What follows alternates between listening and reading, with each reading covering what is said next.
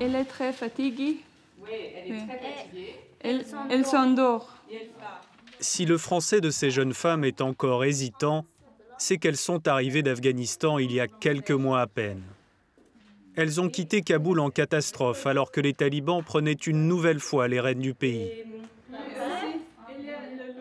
Aujourd'hui réfugiées en France, elles savourent leur liberté, mais pensent aux proches qu'elles ont laissés derrière elles.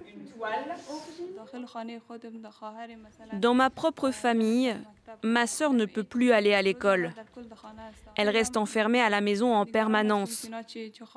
Je suis inquiète pour elle, pour mes amis et pour toutes les filles en Afghanistan.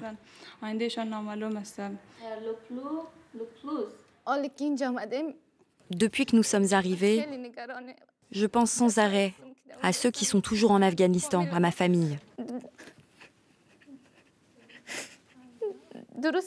Bien sûr, on se sent mieux ici, loin de la guerre, mais j'ai vraiment peur pour eux. Contrairement aux apparences, ces Afghanes ne sont pas à l'école, mais au théâtre. Le TNP de Villeurbanne leur dispense des cours de langue, mais il offre aussi une résidence artistique à ses 9 comédiennes et leur metteur en scène, Naïm. Ce dernier a fondé cette troupe 100% féminine à Kaboul en 2015. Pourquoi étais-je en disgrâce pour mes amis? À ses côtés, le directeur du théâtre accompagne les jeunes femmes lors de fréquents ateliers. Tous deux espèrent les voir jouer sur scène bientôt.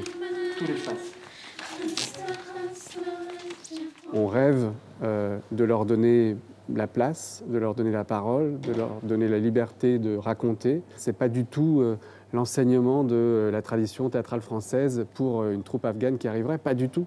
C'est comprendre d'abord qui est-ce qu'ils sont, ce qu'ils veulent, avant d'imaginer plus concrètement un spectacle qu'on a envie de faire, bien entendu.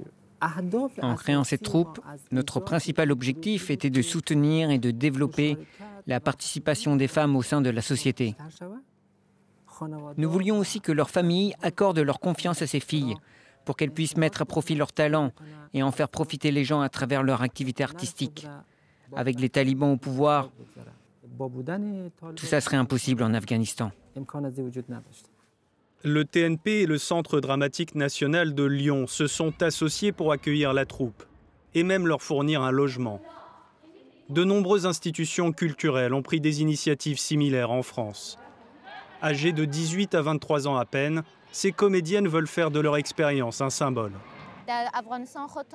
En Afghanistan, des millions de femmes sont réduites au silence. Elles n'ont plus le droit à la parole.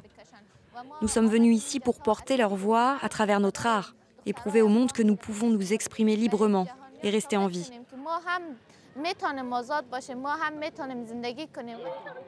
Près de 3000 Afghans ont été évacués par avion et accueillis officiellement en France depuis août 2021.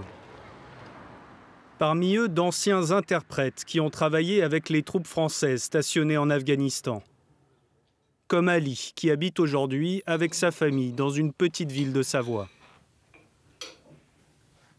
J'ai travaillé avec l'armée française du 22 août 2009 jusqu'à 12 juin 2013 à Kaboul.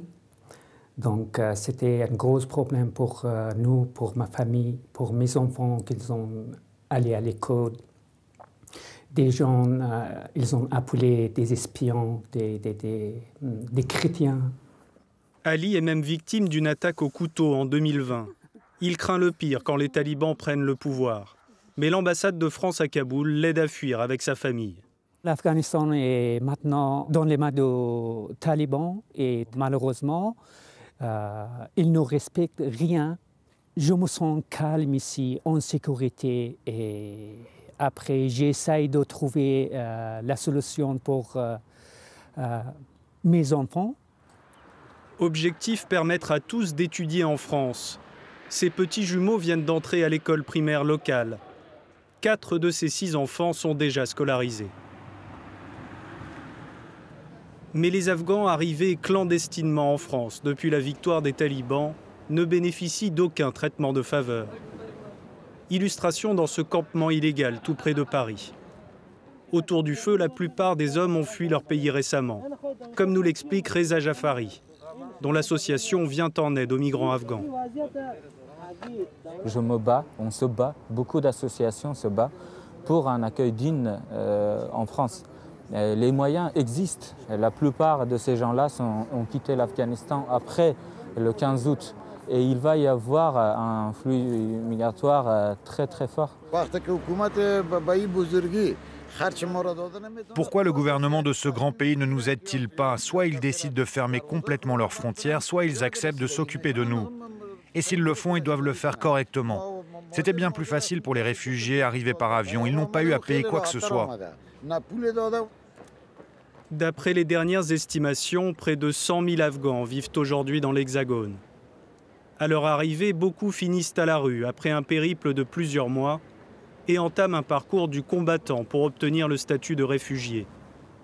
Depuis 2018, les Afghans forment la plus importante communauté de demandeurs d'asile en France.